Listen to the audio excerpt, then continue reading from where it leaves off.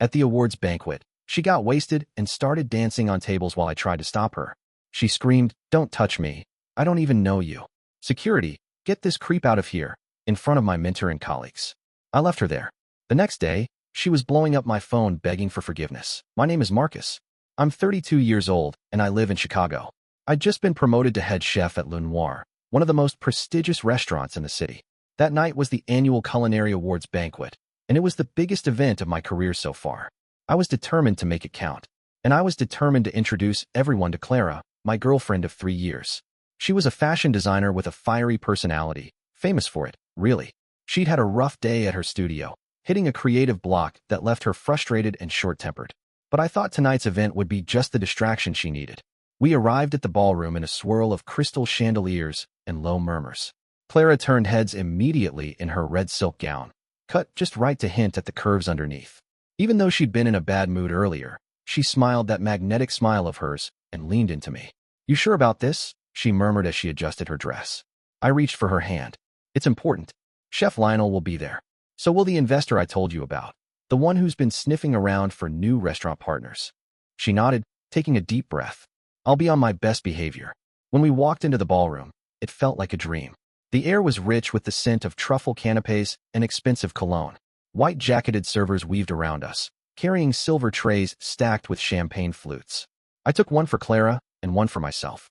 She sipped her champagne slowly, her green eyes flicking around the room like a cat on the prowl. I could tell she was still simmering from earlier, but she covered it well. The investor, Mr. Dalton, was standing near the stage, talking to Chef Lionel. My pulse quickened at the sight of him. This was the moment I'd worked so hard for. I guided Clara through the crowd, weaving past tables draped in white linen and glinting silverware. When I introduced her to Chef Lionel, she lit up. "It's such an honor," she said, her voice smooth as silk. Chef Lionel's eyes sparkled with approval. Mr. Dalton was older, sharp-eyed, with a perfectly tailored suit. He smiled at Clara, his lips curling just so. "So you're the woman who keeps Marcus on his toes," he said. Clara's laugh was warm and a little reckless. "He's the one who keeps me grounded," she said, squeezing my arm. For a moment, I believed it too. We made the rounds, stopping to chat with other chefs and food critics. Clara was brilliant, engaging and funny, slipping in little jokes about how she was the real taste tester at home. Everyone loved her. Even Chef Lionel gave me an approving nod. Under the soft glow of the chandeliers, I felt like the luckiest man in the room. My career was about to take off, and Clara, she was the perfect complement to that image. I caught her looking at me once, her expression soft. "You're doing great," she said, almost like a secret. It made my chest swell with pride. I didn't want to think about the creative block that had sent her storming out of her studio that afternoon, or the way she'd slammed the door when I suggested she take a break. Tonight was about more than that. It was about showing everyone that I was the man who could stand beside a woman like her and still command a kitchen like Le Noir's. I just needed her to keep smiling, to keep being that dazzling version of herself she could conjure when she wanted to. I didn't see the edge in her smile just then, the way her jaw clenched just a little, the faint tremor in her laugh. I didn't want to see it. At the end of the night, as the band started playing something slow and sultry, Clara leaned in and whispered, "We're going to be unstoppable, you and me." She said it like a promise, and I believed her. For now, at least. The night was in full swing, with laughter and clinking glasses blending with the gentle notes of the jazz band. I felt like I was floating. All those late nights at the restaurant, the hours of refining recipes until my hands shook, I could almost see it paying off in real time. Chef Lionel was talking about a new tasting menu. Mr. Dalton was telling me about his plans to expand his portfolio of investments. This was it. My shot. Clara stood by my side, but she was already drifting. Her smile was tight, her eyes a little too bright as she tossed back another glass of champagne. I tried to ignore the flicker of worry in my chest. She was just enjoying herself, I told myself. Let her have her fun. But it wasn't just champagne. I saw her at the bar, taking shots of something clear and harsh with the band's saxophone player. He had a tattoo that snaked up his arm, and Clara laughed at something he said, the sound a little too loud, a little too sharp. I excused myself from Mr. Dalton's story about his villa in the south of France and walked over to her.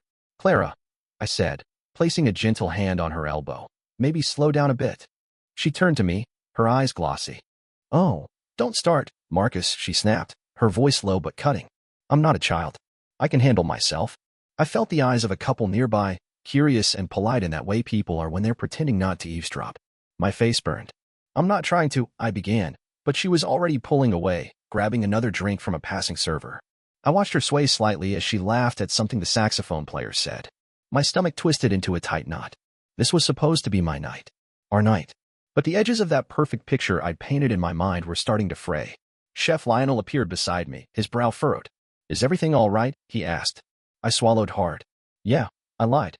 Clara's just celebrating." Chef Lionel didn't look convinced. His eyes flickered to Clara, who was now leaning over the bar, her laughter too loud in the quiet elegance of the room. "You're doing well tonight," he said, his voice carefully measured. "Don't let this distract you."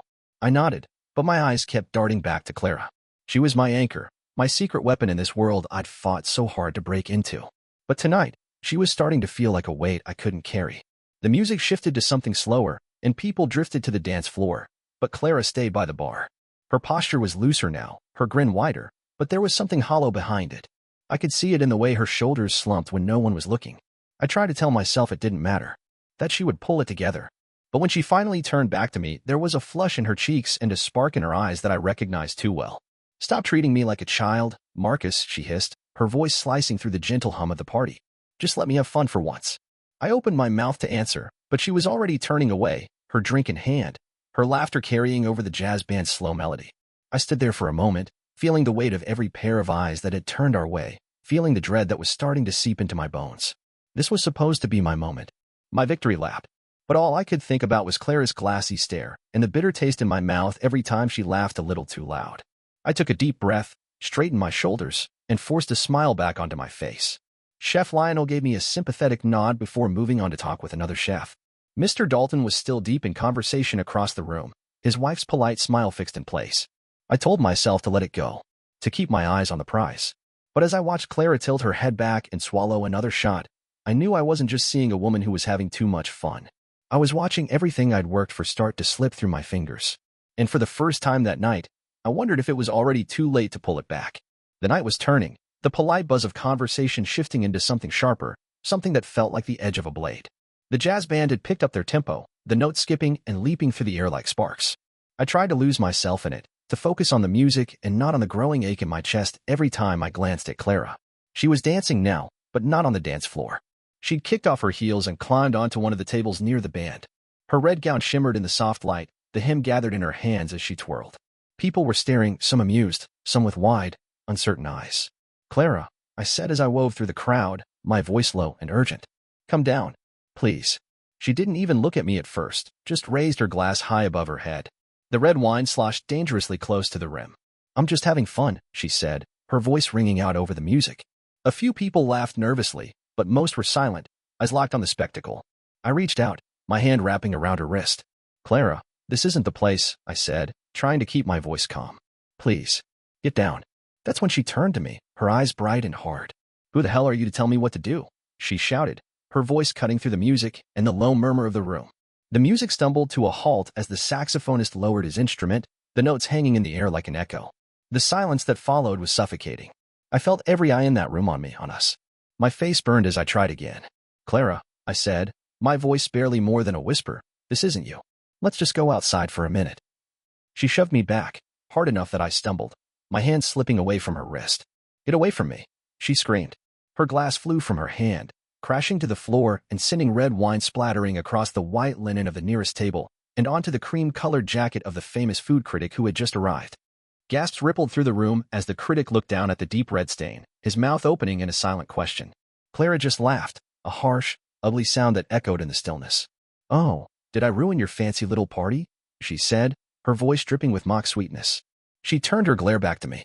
"Spineless, pathetic chef who can't even handle a woman's appetite. That's what you are." I felt my stomach turn to ice. My jaw clenched as I tried to find the words to fix it, to smooth it over, but nothing came. The investor's wife, her hand on her husband's arm, was whispering urgently, her eyes flicking from Clara to me and back again. Security was already moving through the crowd, their eyes hard and impassive. Two of them reached the table, their hands hovering just behind Clara's shoulders. "Ma'am," one of them said, his voice low and even, "you need to come down." She looked at them and sneered. "Don't touch me," she snapped, but her voice was slurring now, the heat in her cheeks clear even from where I stood. I wanted to grab her hand, to pull her off that table and wrap her in my coat and just get her out of there, but I couldn't move. My feet felt rooted to the polished floor, my heart hammering in my chest. For a second, the whole room was frozen in that awful moment. And then security reached up, taking her gently but firmly by the arms. She struggled for a second, her drink-slick laughter turning to sharp curses.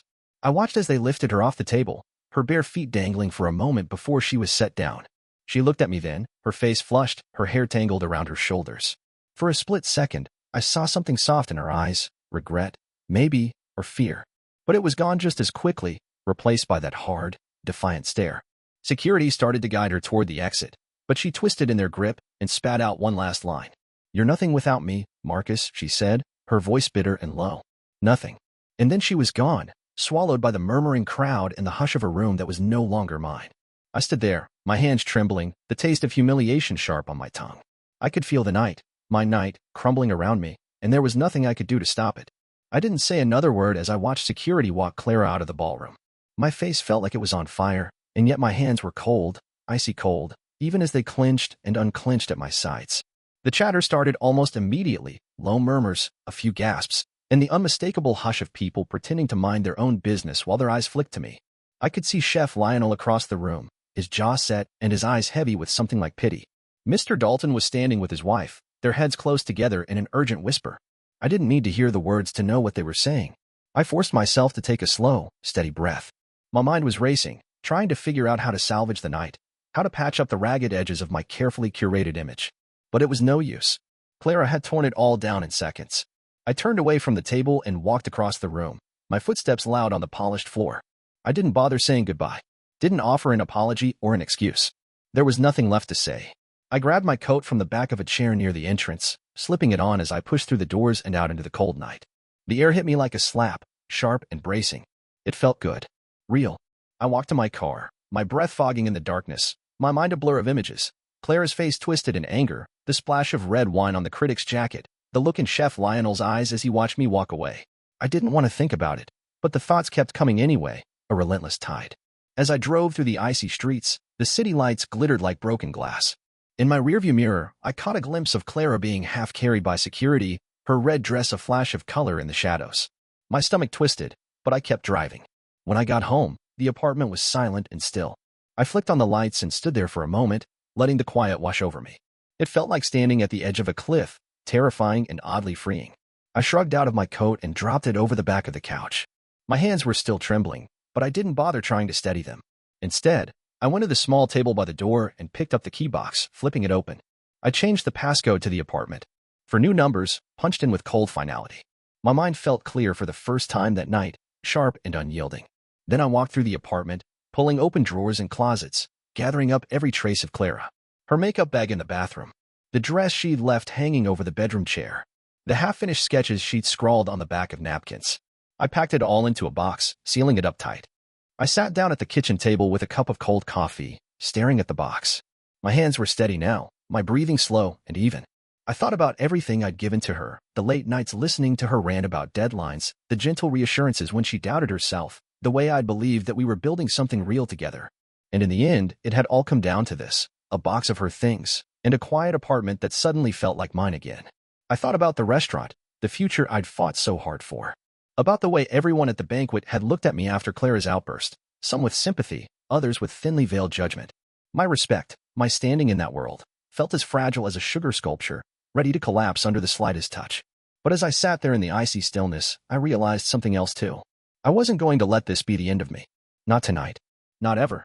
For the first time in a long while, I knew exactly what I wouldn't tolerate. I wouldn't let anyone, not even Clara, tear down what I'd built, inside or out. I took a deep breath and stood up, the decision clear in my mind. I would face whatever came next, and I would do it alone if I had to. The next morning, I woke up to the harsh buzz of my phone. I didn't want to check it. I knew exactly what I'd find. But after a moment, I sat up in bed and picked it up anyway. Dozens of missed calls. Clara's name on repeat. Her text pinged one after the other, short bursts of anger, then pleading. Rants, sobs, apologies, all jumbled together in a digital mess that I couldn't bear to read. Marcus, I'm so sorry. I didn't mean it. I was overwhelmed. I don't remember half of what I said. Please don't shut me out. I just needed you to understand how hard things have been for me. I scrolled through them, my thumb hovering over each one. It all sounded like noise now, empty words, the kind I'd heard too many times before. She was trying to rewrite the night, to wash it away with half-formed excuses. But I wasn't buying it anymore. I got out of bed and padded to the kitchen, the cold tiles grounding me. I made a pot of coffee, the smell of it filling the apartment with something solid and real. As I poured a mug, my phone lit up again with another call, Clara. I let it ring until it stopped. Instead, I dialed Chef Lionel. His phone picked up on the third ring, and I heard his calm, measured voice. Marcus, he said. I was going to call you. I wanted to get ahead of any rumors, I said quietly. About last night. There was a pause, and then I heard the faintest smile in his voice. Don't worry, he said. Everyone saw what happened. No one's holding it against you. I let out a breath I hadn't realized I was holding. Thank you, I said, my voice cracking just a little. You're a good chef, Marcus, he said. Don't let this eat at you. Focus on the food. Let everything else fall away. I hung up and leaned against the counter, feeling the weight of his words settle over me. Focus on the food.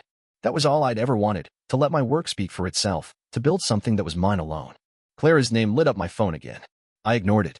I knew she would try to visit, that she'd come pounding at the door with tears and more apologies. But I was done. There was no fixing what she'd broken. By mid-morning, I heard the knock at the door, soft at first, then louder, more desperate. Marcus, please, her voice cracked through the wood. Just let me explain. I didn't answer. I didn't even move. I stood in the hallway, my heart pounding in my chest, but my feet planted firm. She knocked again, then pounded harder, her voice rising. Don't shut me out, Marcus. You can't just end things like this. But I could. And I had. The knocking stopped eventually. Silence filled the apartment like a bomb.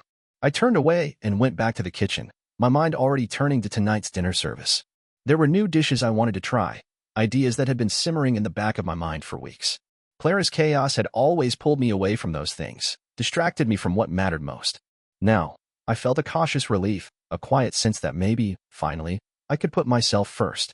Clara's voice was still in my head, the echoes of her laughter and her anger, but they were fading, and in their place was something steady, something that felt like my own. I picked up my phone and typed out one last message to Clara. I'm done. Then I turned it off completely. No more calls. No more excuses. No more of her. As I gathered my knives and chef's whites for the day, I felt the smallest flicker of a smile tug at my lips. It wasn't triumph, not exactly.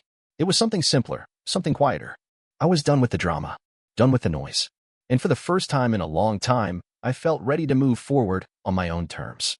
The days after that felt strangely calm, like the eye of a storm had settled over me, and I was just standing there in the silence, breathing in air that didn't burn anymore. But the outside world wasn't ready to let it go. Clara's best friend, Laura, called me one evening while I was finalizing the next week's tasting menu. Her number popped up on my screen, and for a moment, I thought about letting it go to voicemail. But then I answered. Marcus, Laura said, her voice sharp. What the hell is wrong with you? Clara is a wreck. You're just going to ignore her after everything she's been through. I closed my eyes, gripping the edge of the counter. I know exactly what she's been through, I said quietly. And what she put me through, too. She's under so much stress, Laura snapped. Her job, her family, it's a lot. You're supposed to be the one who understands. I took a breath. She humiliated me in front of the entire culinary world. Laura, I said evenly.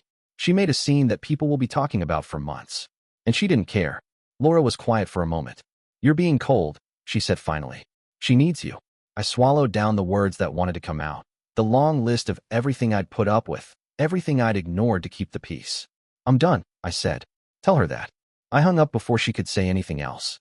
That night, Clara's mother called me. I almost didn't recognize the number, but when I answered, her voice was soft and pleading. Marcus, she said, I know you're angry, but please, just hear Clara out, just once. She's so sorry. I pinched the bridge of my nose, the memory of Clara's drunken laughter still fresh in my mind. I'm sorry, I said, my voice calm. But I can't do this anymore. Please, she said, her voice breaking. She's my daughter. I'm begging you. I'm sorry, I repeated. But no. I hung up, and this time, I didn't feel guilty. Not even a little. The next morning, I went back to the kitchen early. The smell of rosemary and lemon peel, the hiss of butter in a hot pan. It was like coming home. My mind was clear as I plated a new dish for the winter tasting menu. Seared duck breast, blood orange glaze, roasted fennel. The flavors were bold, the colors bright and rich. It felt like a promise to myself. As I worked, Chef Lionel poked his head into the kitchen. Marcus, he said, his tone measured. You holding up? I nodded, setting down the sauce spoon. Better than I thought I would, I said. He watched me for a moment, then stepped closer. You know, he said, his voice low. You're allowed to be angry. You're allowed to feel hurt. I know, I said quietly. But I'm not going to let it define me. A smile ghosted across his lips. Good, he said. Because that's what makes a great chef. Not the perfect night, but the way you move forward after everything falls apart. I watched him walk out of the kitchen, my chest feeling strangely light. I turned back to the stove, letting the rhythm of the kitchen wash over me. The slicing of shallots, the low hum of the refrigerator, the clatter of pans, it was all I needed. Clara's name lit up my phone again that afternoon, a final desperate attempt to reach me. I didn't answer. I just kept cooking, each turn of the spoon, each flick of the wrist, a quiet refusal to be dragged back into the chaos. And as the winter sun dipped low over the city, I felt a quiet resolve settle in my chest. I had given enough. More than enough. Now, it was time to choose something else. Peace. A couple of days later, I was back in the kitchen when the hostess knocked on the swinging door, her face pinched and a little unsure. Marcus, she said, someone's here for you. She sent flowers and a cake. I froze, the knife in my hand halfway through a sprig of rosemary. Who? I asked, even though I already knew. Clara, she said, her voice soft. She's at the front. She said she just wanted to apologize. My gut twisted, but I kept my face calm. Send them back, I said. Tell her I'm not interested. The hostess hesitated. She's pretty upset. I set down the knife, wiped my hands on a towel, and walked out to the front of the restaurant. The flowers were beautiful, white lilies and soft pink roses, a combination that once would have melted my heart. The cake was elaborate, decorated in delicate sugar flowers, and piped with an apology in careful script. I'm sorry. Please forgive me. Clara stood by the doorway, her coat pulled tight around her shoulders, her eyes red. Marcus, she said, her voice breaking. Please, can we just talk for a minute? I looked at her, really looked at her, and all I saw was the mess she'd left behind. You need to go, Clara, I said quietly. She shook her head, her eyes wild. I didn't mean for any of it to happen. I was drunk, I was stupid, but I didn't mean it. I raised a hand, cutting her off. That's not enough, I said. You crossed a line, and you don't get to walk it back with flowers and cake. She took a step closer, her hands trembling. I'll do anything, she said. Just let me in, Marcus. Please. I already let you in, I said, my voice calm and cold. And you burned everything down. The staff was watching from behind the hostess stand, their eyes wide. I could feel the weight of it, the finality of this moment. I'm not going to let you make this about you, I said. Not here. Not now. Clara's shoulders slumped, and she wiped at her eyes, her breath coming in ragged gasps. You're really going to just end it like this? I already did, I said. You just haven't accepted it yet. She hesitated, then reached into her purse and pulled out a handwritten note, pressing it into my hand. Please, she whispered. Just read this later. I was drugged, Marcus. I think someone slipped something in my drink that night. I wasn't myself. I took the note, but I didn't look at it. Even if that's true, I said, it doesn't erase what happened. It doesn't erase the things you said, or how you looked at me like I was nothing. She flinched at that, her lips parting like she wanted to argue. But no words came. I can't be part of your story anymore, I said, my voice steady. I have to move forward. Without you. She stared at me for another moment, her face crumpling, and then she turned and walked out of the restaurant. I watched her go, her red coat a flash of color against the gray winter sky. The flowers and the cake sat there for a moment longer, a quiet testament to everything she'd tried to fix with sweetness. I turned to the hostess. Send them back, I said. All of it. She nodded and moved quickly to box up the cake, gathering the flowers in her arms. I went back to the kitchen, the heat of the stoves washing over me, the scent of searing duck skin and citrus filling the air. My phone buzzed later with another call from Clara's brother. I let it go to voicemail, but curiosity got the better of me. I played the message, his voice low and earnest. Marcus, she's a mess. She's saying she was drugged. She's begging you to give her another chance. Just don't be too hard on her. I deleted the message. Then I went back to my station, the blade of my knife catching the light as I sliced through fresh herbs. The steady rhythm of cooking, the simple act of creating something beautiful and precise. It was enough. It was more than enough. The weeks that followed were quiet, but not in a peaceful way. More like the silence after an argument, the stillness of a room that used to be full of noise. Clara kept trying to reach me. She'd show up at the restaurant some nights, hovering by the door until the hostess shooed her away. She'd send messages through mutual friends, little whispers of regret that always seemed to find me in the middle of a dinner service. I didn't answer any of it. I was done with that chaos. My apartment was my refuge again, the kitchen my sanctuary. Each night, I lost myself in the rhythm of it all, flavors layered on flavors, the slow build of heat in the pan, the soft crackle of searing meat. I documented every time Clara reached out, screenshots of her texts, the voicemail she left, the notes she tried to slide under the door. I shared it all with HR at the restaurant, just in case she tried to turn my silence into something else. They were supportive, making sure my boundaries were clear and respected. It felt like putting a wall around the life I was rebuilding, one careful brick at a time. One evening, as I was plating a new winter special, braised lamb shoulder, soft and rich against a bright celery root puree, Chef Lionel came over. He leaned against the counter, his arms folded, watching me work. "You look better," he said finally, his voice quiet. Calmer. I didn't stop moving, didn't even look up. "I am," I said. He tilted his head, his eyes sharp. "You don't feel guilty?" I paused, my spoon hovering over the plate. "No," I said. "I don't. She tried to break me in front of everyone. She doesn't deserve forgiveness." He gave a small nod, his expression unreadable.